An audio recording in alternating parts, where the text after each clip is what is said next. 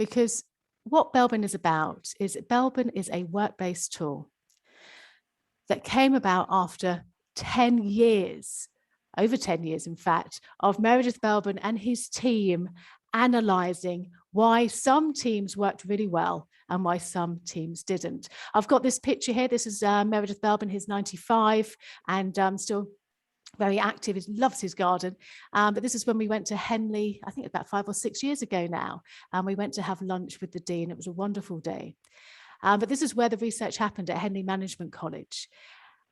And during the work that Henley Management were doing when looking at executive teams, looking at management teams, it was found that those successful teams, it wasn't down to intelligence, it wasn't down to putting all of those really high intellect people together. It wasn't about just hard work either. It wasn't about just having hard work in the team. It also wasn't about having people with similar personalities working together that made successful teams. What they found, what the research showed, is that actually there were so many different types of behaviour that were evident, that were being observed by Meredith and his team, so many different types. But there are only a limited amount of useful behaviours that made the team successful. And it's those clusters of those finite useful behaviours that actually got termed a team role.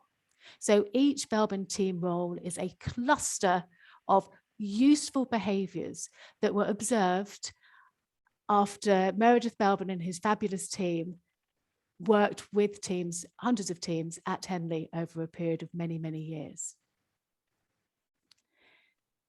So just to reiterate there, a Belbin team role is one of 9 clusters of behavioural attributes identified by Dr. Meredith Belbin's research at Henley as being effective in order to facilitate teams' progress. I'm just going to labour a point a little bit. I think it's quite important here because Belbin is a behavioural tool.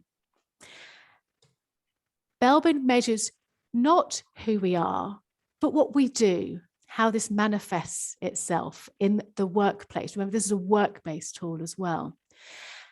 And because of that, lots of things can influence your behaviour. Your behaviour is influenced by your personality, who you are. It's also influenced by your mental abilities, your IQ, as well as your EQ.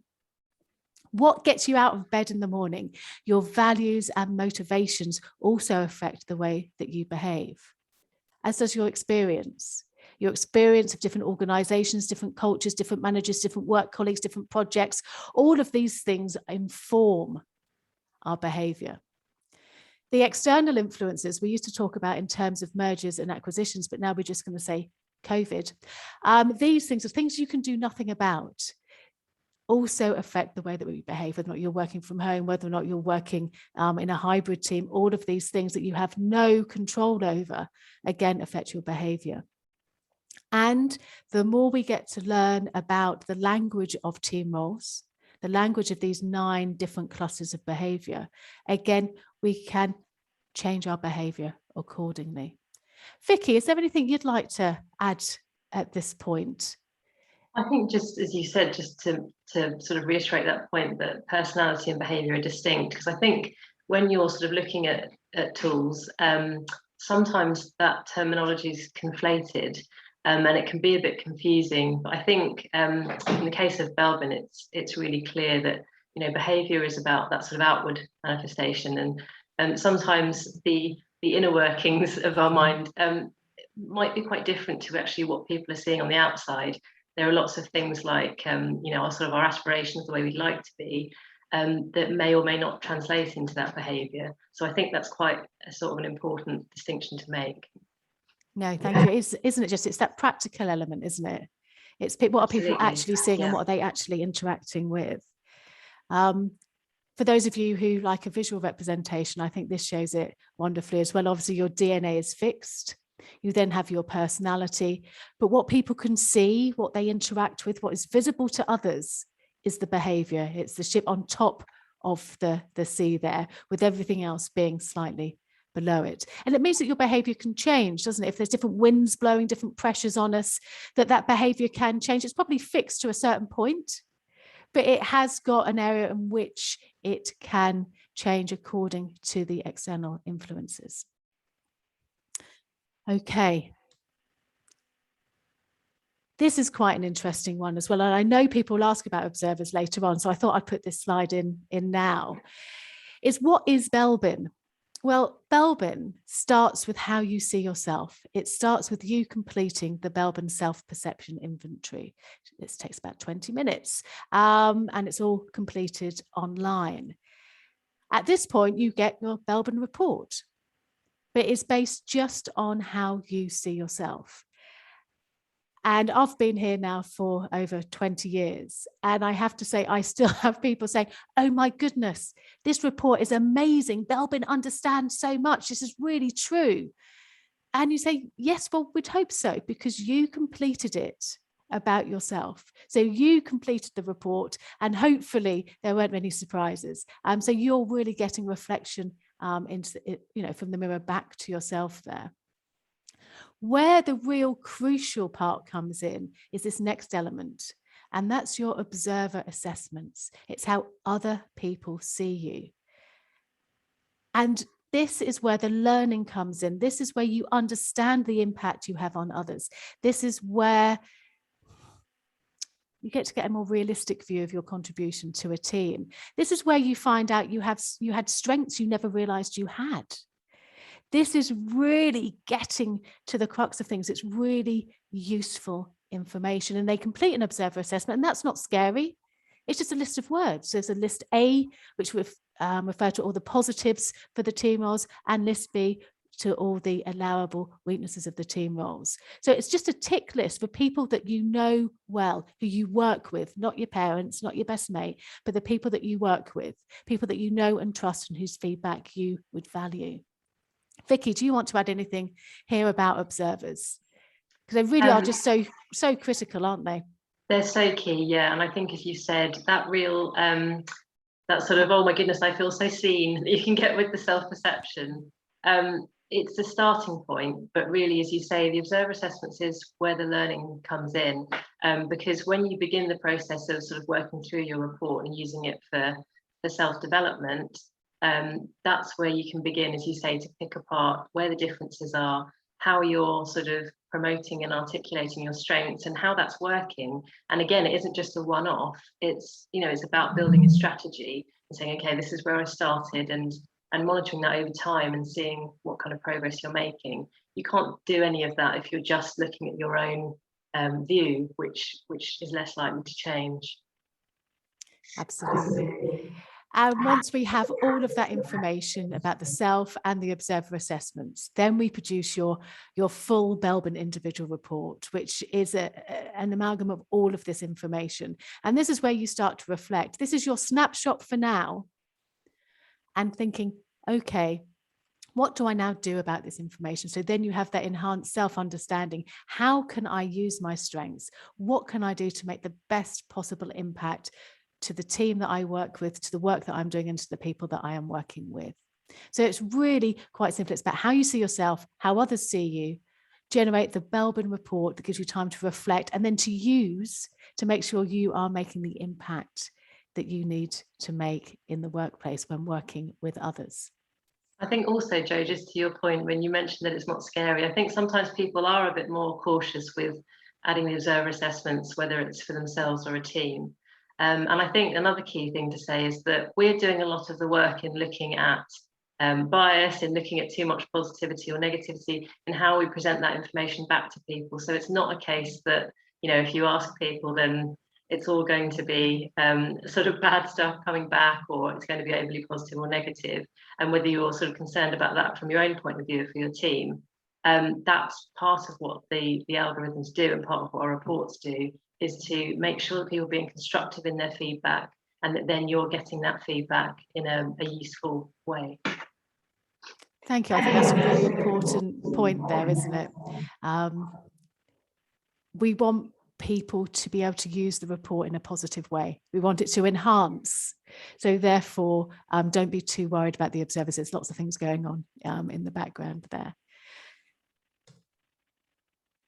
And why do we need to find out our Belbin team roles? Well, for the most effective teams, for a successful team, people need to understand their own, but also others' strengths and weaknesses. So once you've got your report, you need to be able to understand it for yourself, but then you need to share that with the members of your team, because you need to know how people are working. You need to know how to allocate the right work to the right people.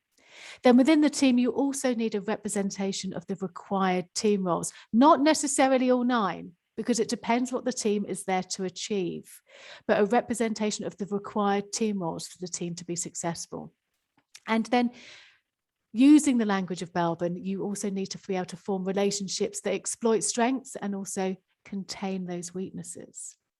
So this is what makes a successful team. Most of it is about communication, about communicating your strengths and weaknesses. And the Belbin reports help you with that. They help you use a language that hopefully people find very accessible, is very practical, and one which everybody understands. So I'm just going to stop sharing the screen there. I'm just going to quickly check to see if is there anything happening in the chat before we go on to the reports? That's interesting. Would you say Belbin is a 360-degree assessment? Would you use this language? Yes and no. I think we have it really does depend on that. If you were asking people from every element, every part of your working life, the whole 360-degree feedback, then I suppose you could use that.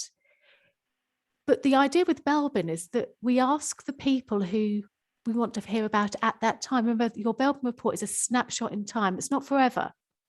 So do you want to have people just perhaps if you're on a senior leadership team, do you want people just on that senior leadership team to be able to observe you?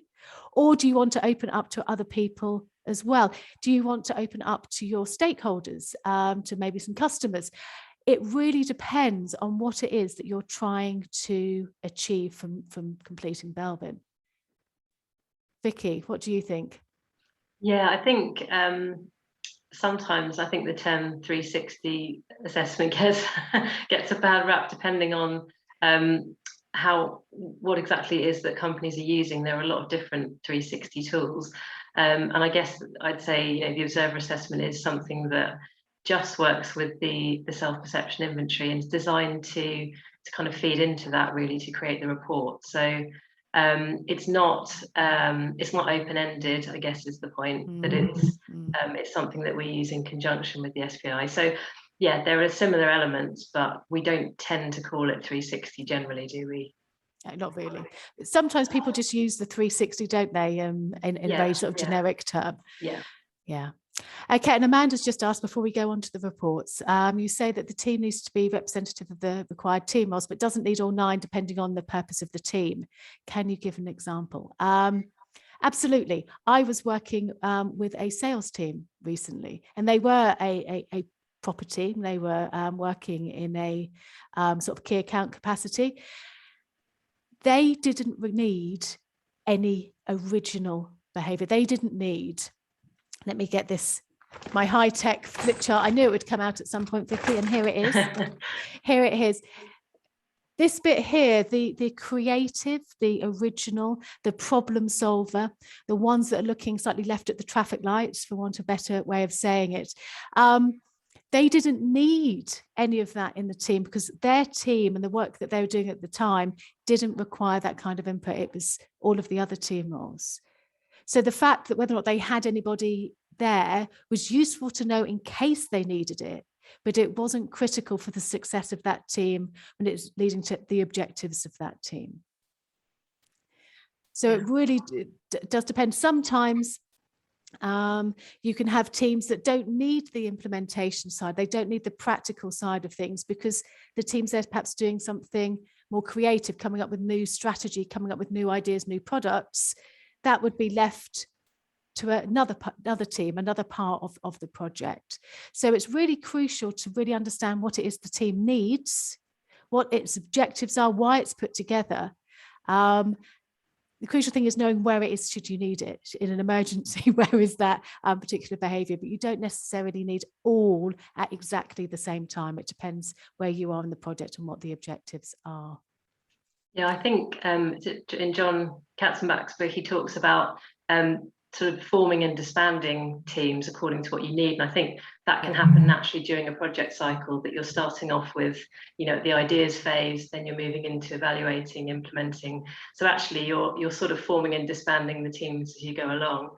And that kind of leads into Russ's question: what do you do when you already have a team in place and actually what the team's trying to achieve doesn't fit with the team roles? And I guess if you can't change the team members, then you're beginning to look at, which I think we'll come on to, secondary roles and sort of manageable roles, which are the ones that aren't necessarily the behaviours that come most naturally, but they're roles that people can cultivate and call upon and develop.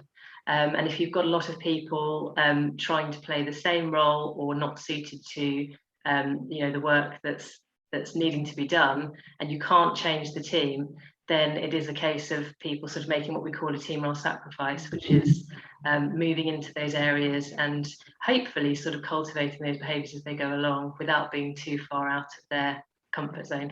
Yeah. And that also goes into the whole idea of pigeonholing, doesn't it? Just because I am a high X doesn't mean I always have to play that role, because I can change and I can adapt which team role I can play depending on what's needed. And I think that's quite crucial. We start with what's needed and then we kind of link the individual, the person, to that. And that's where these reports, which we'll start looking at in a sec, really do come into their own, because they give you that insight and that idea of where else you could be useful within the team. Okay, I'm just going to quickly check the chat here. Surely the Belbin report is about how an individual does what they do, their behaviours. The 360 may wish to explore other areas. Absolutely, different 360s want to, it's not just about behaviour, is it? I don't know if that's what you mean, Chris. So, because Belbin is about, it is specifically linked. 360 is quite a generic term, isn't it? It is, absolutely. And just to answer Arga's question, yes, if you had a different group of observers, it's quite possible, likely that your team roles would change. It depends on your own sort of self-perception as to how much that would change. But yes, it's interesting. Some people do, obviously, when they change team, sort of add a new group of observers to an existing self-perception, and you can sort of play about with that and see what sort of changes that makes. Absolutely, because we're not just one thing, are we? With these wonderful complex human beings with lots of different behaviours, and we need to work out when we're playing each behaviour, when it's needed for the team. So the needs may change depending on the situation, depending on the team that you're in at the time. Okay, right, shall we look at some reports, Vicky? Okay, some reports, shall we do that? Let's do that. Okay, so what we thought we'd do is we've actually got a couple of reports here that we know relatively well, and we're going to take you through kind of page by page, but we'd really like you to ask some questions as we go along to make sure that you're getting the most from this. So I'm just going to share my screen. I'm going over here. I'm going to go to share. And then we're going to start with John, I think. Let's start with John. So this is the first page, which was just there we go. This is the first page for John. Let me zoom in there. As you can see, John has completed the self-perception inventory and has had feedback from 7 observers. This first page is giving you an overview. It's getting all of that information in, and it's saying that this is John's team role profile. As you can see here, it starts with plant, which is the creative, unorthodox problem solver. Then the implementer, which is the practical, reliable, efficient team. We've got the monitor evaluator there, the one that weighs up all the pros and cons and makes the right decisions, takes the emotion out of the decision-making process. And then we have coordinator, which is the one with the broader outlook, both in quite a strategic way and also very sort of calm and confident. We're looking at percentiles here. So what we're looking here is the overview of John, and we're looking at percentiles. What are percentiles? Well, what we need to do is we need to see how you fit against a population, a general population. And we've got a norm population in this case of 9,500 people. So we're seeing how much of a plant or implementer, et cetera, you are compared to that database.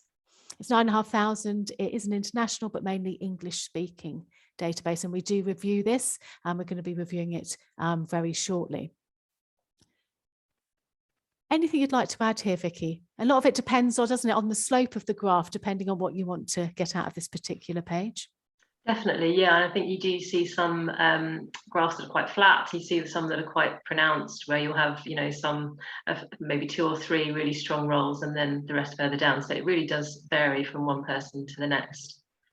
Absolutely. But what we're going to do when we go through these reports is I want you to be really aware that there's not one page that gives you all of the information.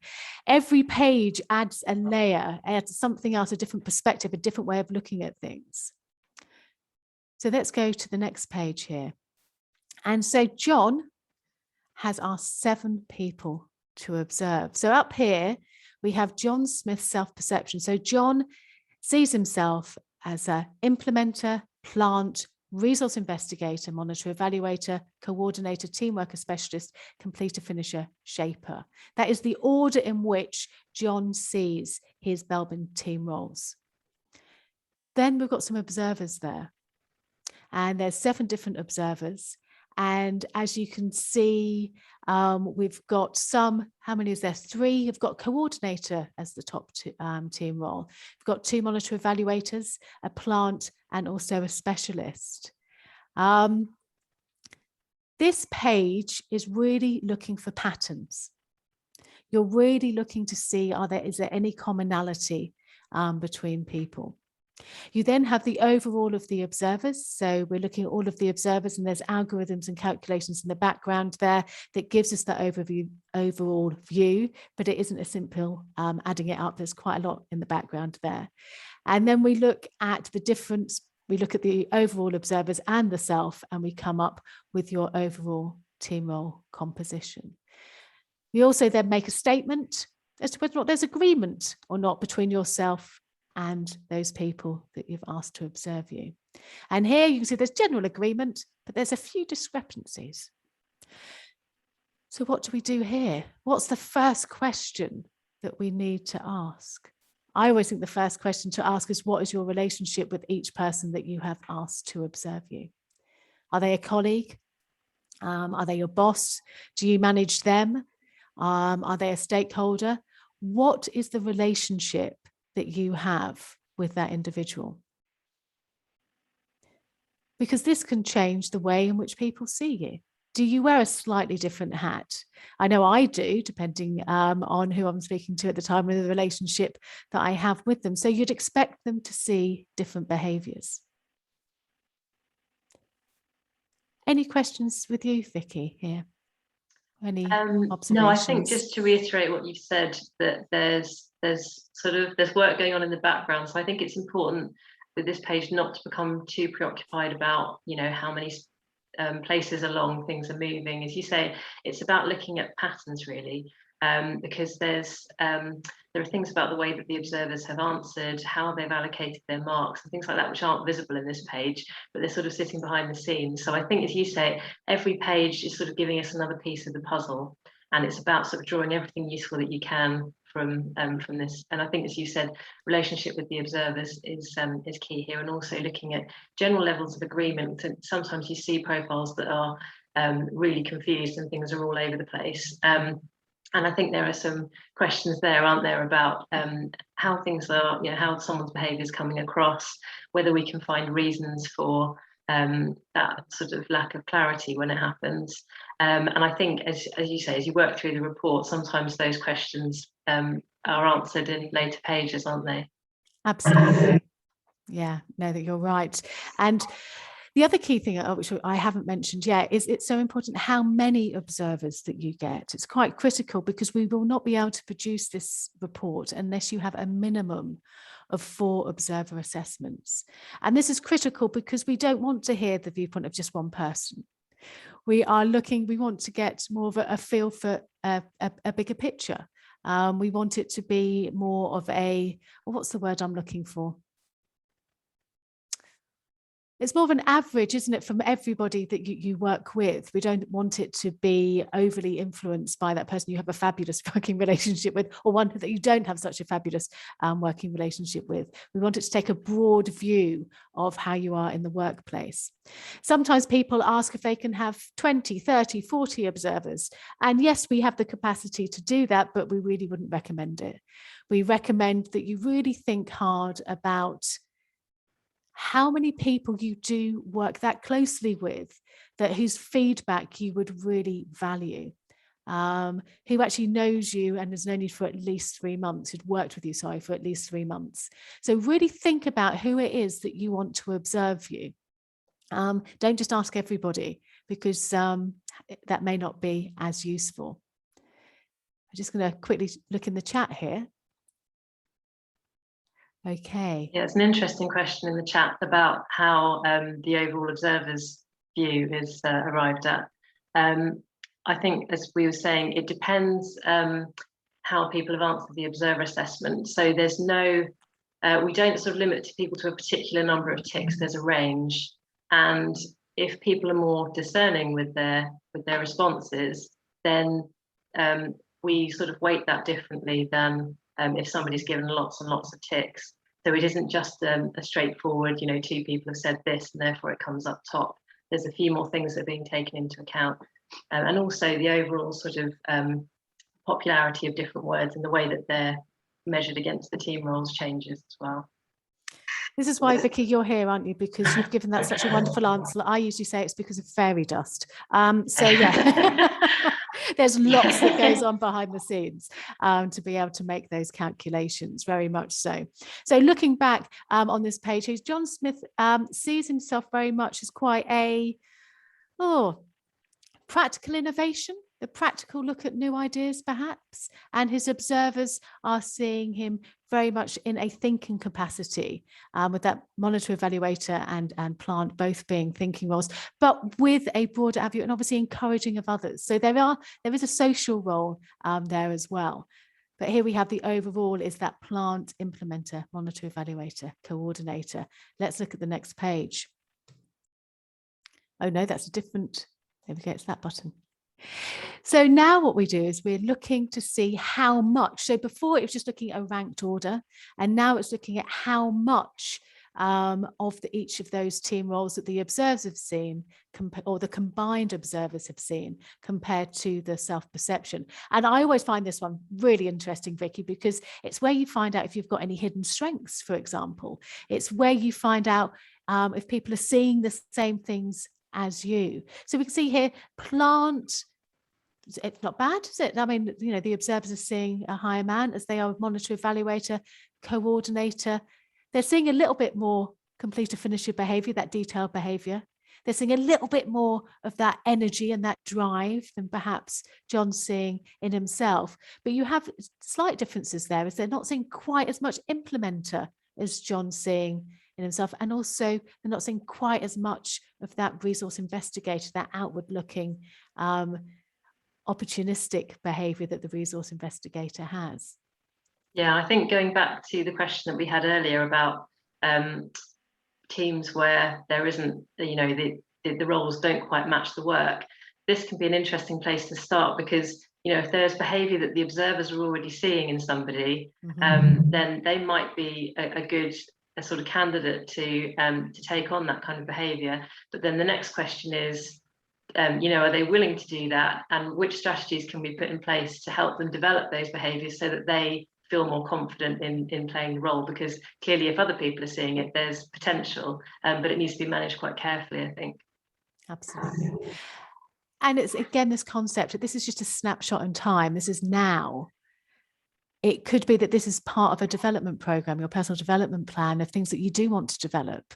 So it really does give some wonderful insights into perhaps areas that you should be developing, or perhaps would be easier to develop than others. So let's go to the next page. What's the next page telling us? Well, this is just going back really to check that John, This is just based on his self-perception inventory. So just based how he sees himself. And as you can see here, when we talk about ourselves, we can talk about preferred roles, manageable roles, and least preferred roles. So John's really saying that his preferred roles are implementer, plant and resource investigator. Those manageable ones, coordinator, monitor, evaluator, team worker. Least preferred, shaper, completer, finisher. Specialist is on the cusp, really, isn't it? So this is really just going back to seeing how the individual saw themselves, just looking at that self-perception inventory. This is an interesting one. Sometimes we find people have it all in the manageable roles, don't we? We have these reports where people have kind of, when they've completed the self-perception inventory, they haven't been perhaps so definitive, so definite with the answers that they want to give. They've given lots of ones and twos. For those of you who have completed the questionnaire, you know what that means. They haven't put lots of sixes and fours, for example.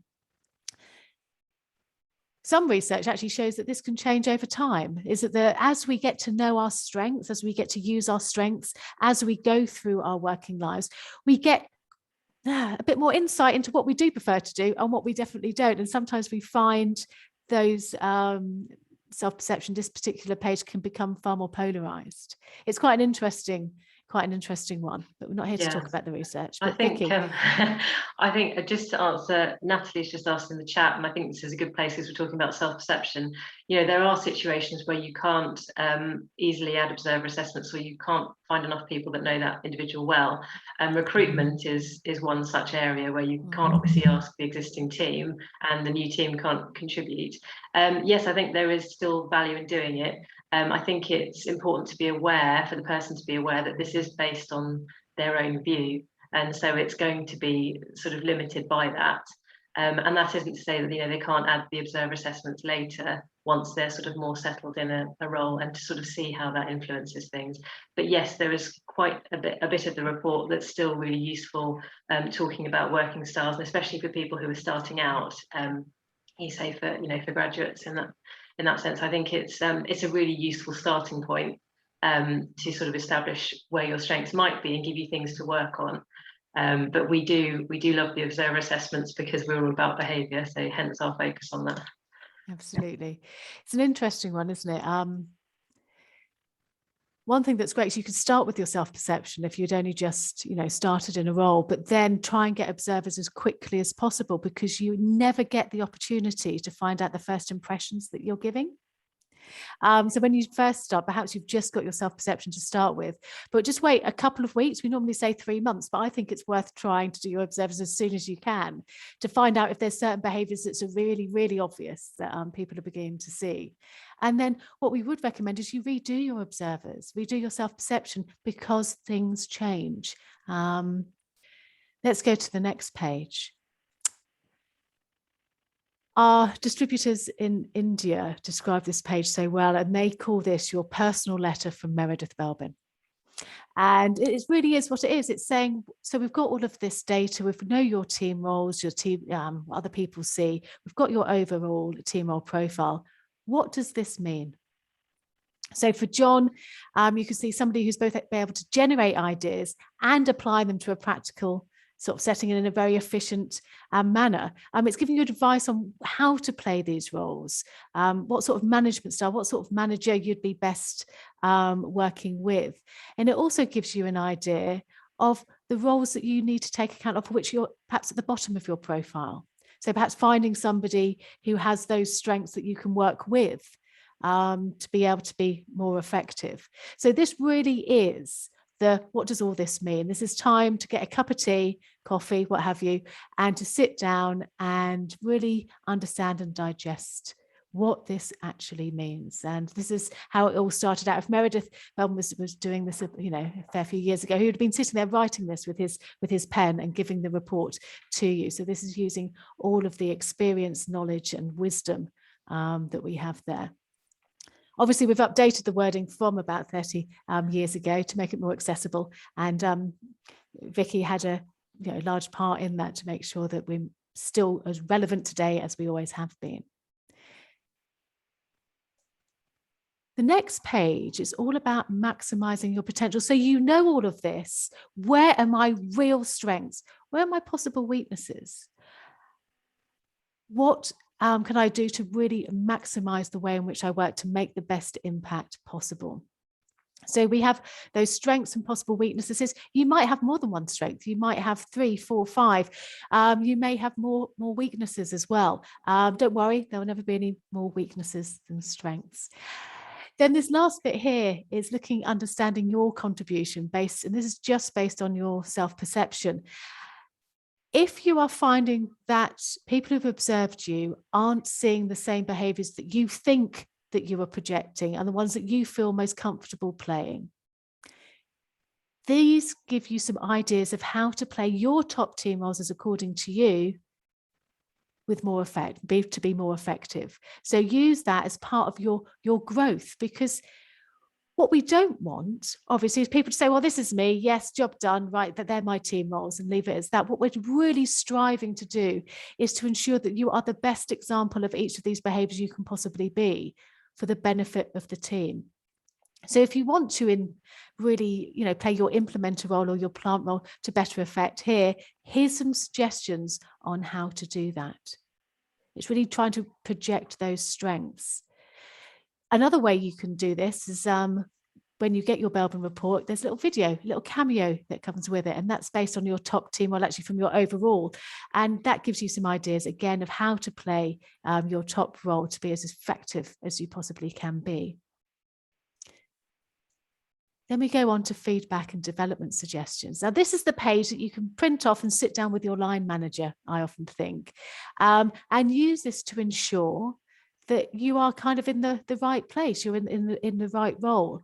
You can also use this if somebody's looking for recruitment, looking to see what that person would potentially give to that team. So here it says, it is possible that John Smith thinks creatively, but has found it difficult to fit into a particular career path or vocation. Ask about occasions where John has required in-depth knowledge of a subject to make his ideas work and to ascertain whether he values expertise appropriately. Now, this is an interesting one. It's saying, look, specialist is quite low in John's profile, and sometimes those roles perhaps comes naturally to us, or they're not favorited, our favorite roles, is that sometimes you dismiss them a little. You don't have as much appreciation for them. So it's just checking that John does have an appreciation for that specialist role, and to make sure that he does bear that in mind, and that he does value it. You then have the work environment. What sort of work environment would John best be placed in? And it gives you some really good ideas here. And also, because we've got observers, we have the fact that other people have observed that John would be best suited to jobs where there's need for dependability, et cetera, et cetera. So all really useful stuff here, all really useful stuff. Vicky, would you like to add anything about these last 2 pages, or?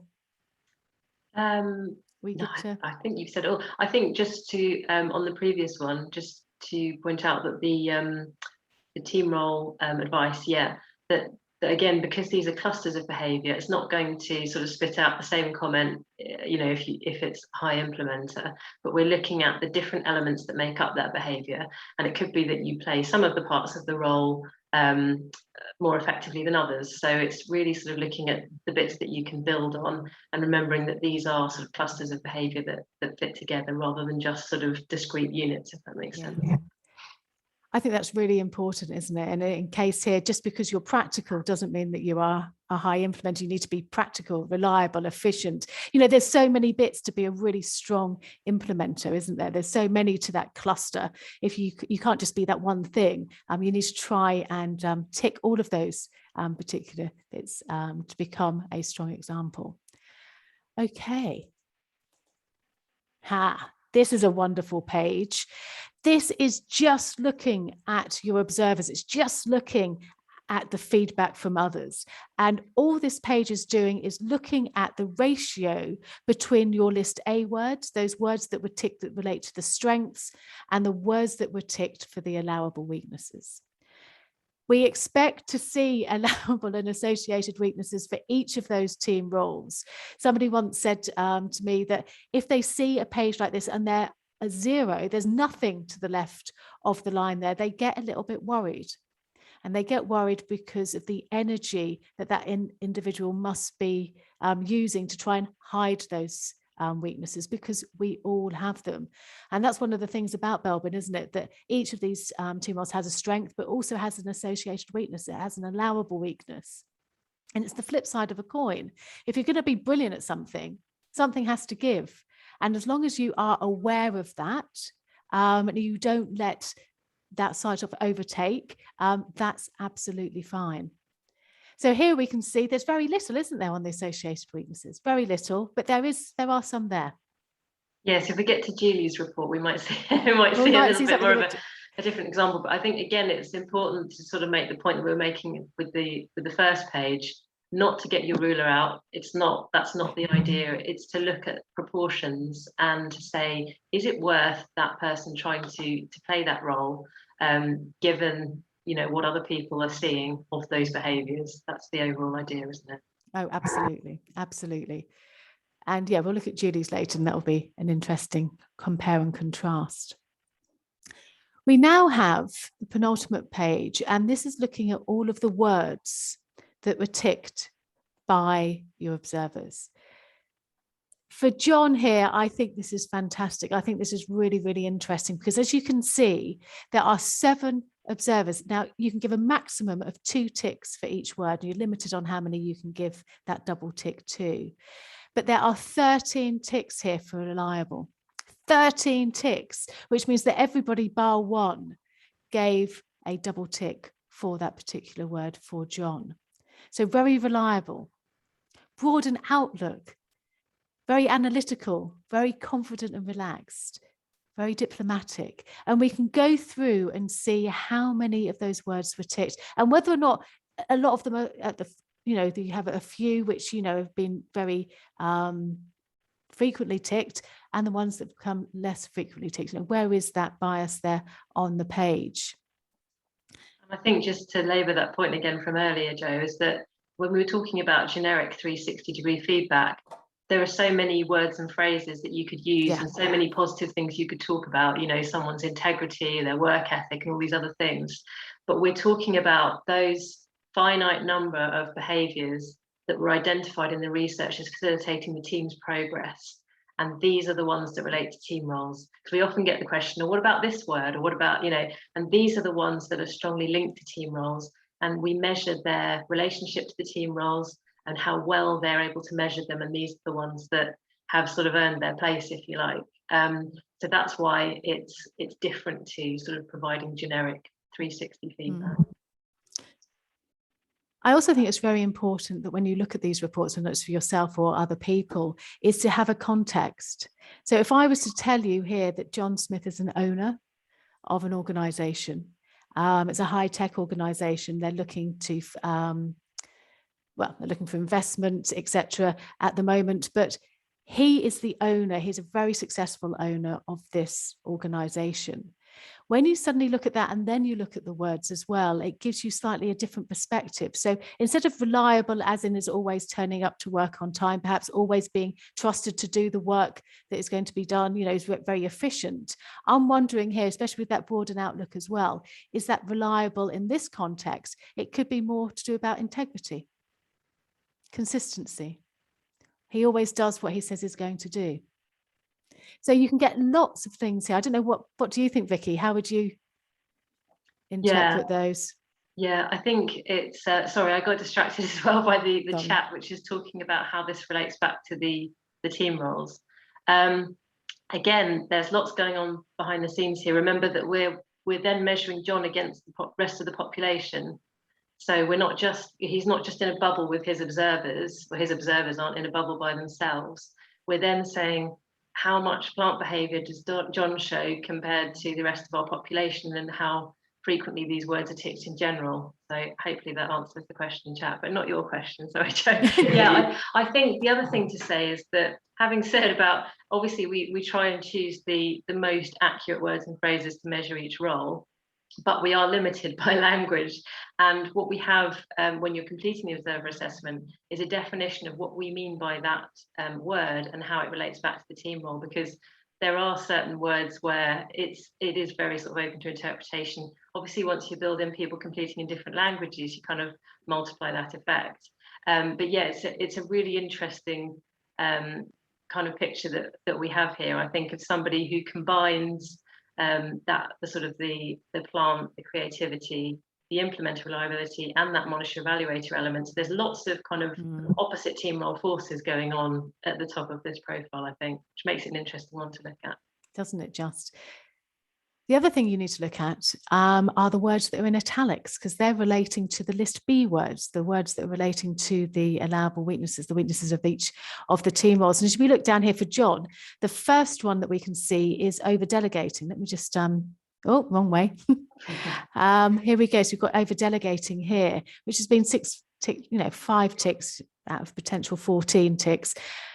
It's an interesting one because in respect to John himself, that in the role that he does play, perhaps he does need to be a little bit over delegating, because he's probably got a lot to do, and it's not necessarily a bad thing. One could argue that a good manager does need to, or owner does need to delegate. Obviously some people think he does that a little bit too much, but one cannot grow a business without delegating. So again, it's important to think of the context of the report. Who is John? What is his role, etc., etc., etc. You need to contextualize it. Yeah, but also, how is he delegating? There's the sort of, is it seen that he's kind of passing work off? Is it just that he's delegating particular things that he doesn't want to do? So there's a lot more that you could say that's not obviously within the bounds of the report, but like you say, it's all the good context, isn't it? Absolutely. And then we have the last page of the report here, and this is looking at those top 4 team roles, because we're not just one thing. We're not wanting to pigeonhole ourselves. We're a wonderful combination. And this page here is looking at 4 different types of work styles, 4 different superpowers, if you want, of ways in which you are contributing to the team. This is again based on yourself plus the observers. So here with John, his main strengths lie in integrating new ideas into procedures, to ensure the ideas that he offers are appropriate for the situation, relishing taking on new responsibilities, promoting new approaches, and to be responsible for preparation and planning. So these are ways in which John is going to be making the best and the most effective and the most useful impact to a team, not just based on that top 1 role, but looking at the combinations of all 4 team roles. And this is very critical, because your second, your third, your fourth team roles really do inform the way that you behave. We're not just one thing. So it's important to look at that combination, isn't it? Yeah, and I know that we're guilty of it, but I think we're trying to be less so. We try not to say, somebody is a plant or is an implementer, because I think, saying that you have those behaviours, it kind of highlights the fact that you can choose to a certain extent what you're playing at which time, rather than sort of going down the pigeonholing route of saying, I am a plant and that's my sort of lens on the world and that's how I'm going to approach everything. So I think this page is really good for sort of drawing that out, those, as you say, those combinations, but also that we shift through these behaviours depending on the context that we're in, the team that we're with. Absolutely. And again, always going down, what is it the team is there to achieve? What is the contribution I need to make? And what time do I need to make that? I'm just going to, let me just say, if I click that, can you see Julie now, Vicky? Can you see her? Fantastic. Yep. So this is somebody who works with John, who's perhaps looking to actually be the MD of the company at some point. So this is what they're looking to do. And you can see here, we have a very different team role profile. We can see that shaper on that first page is really, really quite prominent, with the others going further down at this stage. Julie's got 8 observers, so decided to get 8 people to observe her. So again, this is the first page, isn't it? What else can we see? Well, we can see again, there is some general agreement. But there might also, there's a few discrepancies, isn't there? There looks like, again, looking at those patterns, I would definitely ask whether or not Julie works with Duncan, Jess, Cecilia and Peyton in a certain capacity, because they're all seeing that monitor evaluator as their first team role. And then the others are seeing that resource investigator shaper behaviour, aren't they, as those first 2 team roles. So looking to see what are the certain working relationships that you have with these people. I don't know. these are the questions to ask, isn't it? What capacity and what their team roles. That's quite an interesting one as well, because again, it can be relative, can't it? So this is an interesting one. Jo, I know you wanted me to just remind you, because you wanted to talk about next steps, and we've got a few minutes left. I don't know if there's time to do any more with you. Thank you very much. What I would like to do is just, I want to show those differences here. Again, this is quite interesting. These are those hidden strengths of the monitor evaluator, perhaps. It's perhaps some for the resource investigator. They're not seeing quite as much shape of behaviour as she's seeing in herself, or as much the completer finisher, but they are seeing other strengths there as well. You know which page I'm looking for? Yeah. It's this one. It's this one, because this is really interesting, because look how much more there is on the left-hand side there. Look how much there is for the shaper role. Look, see whether or not they're all strengths or whether or not there's some lispy words there. Really, really interesting. And then if we look at the next page, you can see why shaper's there. It's outspoken, is at the top there. It's the top word with 8. So it's out of 16. But look at that. It's that second. It's diplomatic. This is a wonderful, quite unusual combination, is that you've got somebody who's prepared to say what needs to be said, but they're doing it in a diplomatic way, one which is being accepted by others. And also is very realistic. She's not being outspoken in the way that people's backs are going up, being confrontational at all. I think this is a really interesting page to look at what type of shaper Julie is. My feedback here would be, again, going back down to that list B words, those ones in italics, is pushy's coming up a little bit. Maybe confrontational is there, not massively, because we have 8 observers, but there are smidgens of those behaviours, those more sort of weakness of the behaviours coming through. So it could be that if Julie wants to be the MD of this company, it's for her to be aware of that, because what you don't want is that pushy to start going up, and it starts detracting from that wonderful outspokenness and the diplomacy. I think they're a great combination there. So just to be aware, using here, we don't want that to get any further that side, do we? We want to make sure that that Julie's really conscious of that and doesn't allow those weaknesses to detract from those strengths. And again, we have here, so again, different combinations, more the controlling, the cross-examining, exploiting opportunities, and forming strategies. So we've gone through that report very quickly, but I just thought it was nice to get that comparison, as these reports are so different, aren't they? They're so incredibly different. And it's looking at each page, it's giving you a different perspective, a different way of looking at things. So don't just use the words, use the whether or not they're A and B, and use that. There's so much there to get from them, which is really why I think they're used so much for managers and for their teams. It gives that wonderful practical language, but it's giving you so much more than I am A. It's giving you a real rounded version. Okay, so what is next, Vicky? I don't know. Let's have a look here. Let's have a look here. Why do we do what we do? And that's because, as Meredith has always said, simply putting together a number of people, expecting them to work as a team is not enough. And it really isn't. And giving you the language of Belbin, looking at your Belbin reports, really does help you understand the contribution that you need to make for your team to be effective. So if you haven't already, there's a few of you on you mentioned this right at the very beginning, please do complete the Belbin SPI and do ask for observer feedback. If you can, you'll still get a valuable report. If you can't, but my goodness, it'll be so much more valuable with the observer feedback as well. Here's the link for it. I will put that on the email that goes out to everybody with the recording. If you'd like to use the Belbin reports for others, get in touch. There's a myriad ways which we can help you with that, from either just the reports or a bit of training or whatever. We can help you get the most out of Belbin. And of course, if you'd like to become Belbin accredited, so you've got a certificate and a badge to prove that you know everything, please do contact us. Again, we'll put the link in there. It can all be done online, face-to-face. And we have a wonderful distributors worldwide. We have a wonderful, knowledgeable and helpful and kind distributors who will be able to help you if you're not based in the UK.